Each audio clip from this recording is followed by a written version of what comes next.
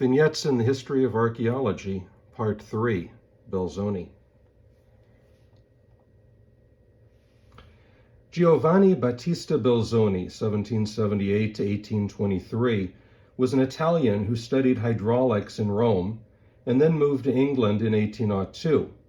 While there, he became a circus strongman. He became known as the Patagonian Samson, which is when he began developing his interesting manner of dress.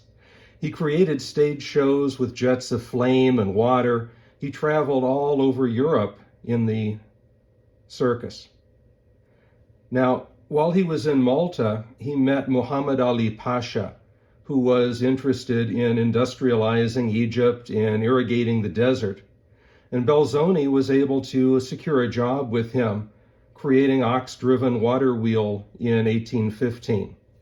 Due to an accident, he was cast out of the job, but he was stuck in Egypt without a cent.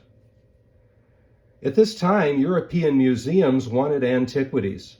The British consul took advantage of Belzoni's knowledge, and at that point, they removed the head and the torso of Ramses II's statue.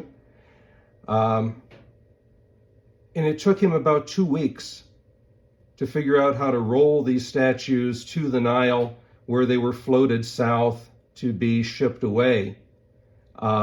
These pieces remain in the British Museum to this day.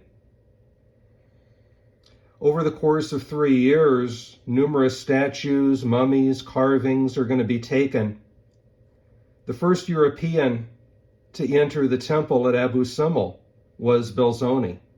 He was the first to enter the pyramids on the Giza Plateau outside of Cairo. He discovered 5 tombs in the Valley of the Kings. In 1823, Belzoni sought the origin of the Nile, but he died in Benin. While his techniques were destructive, he's important in early archaeology because he took notes, he made illustrations and observations of the places that he visited, and most importantly, he seemed to not just be concerned with the riches, which is what so much of archaeology up until this point had been about. It wasn't so much about the knowledge in these early stages as it was, let's take these antiquities, let's take this ancient stuff and see how much I can get for them. But Belzoni was not really all that concerned about the wealth and the riches. He wanted knowledge too. And so it is possible that the idea of provenance could have begun with Belzoni.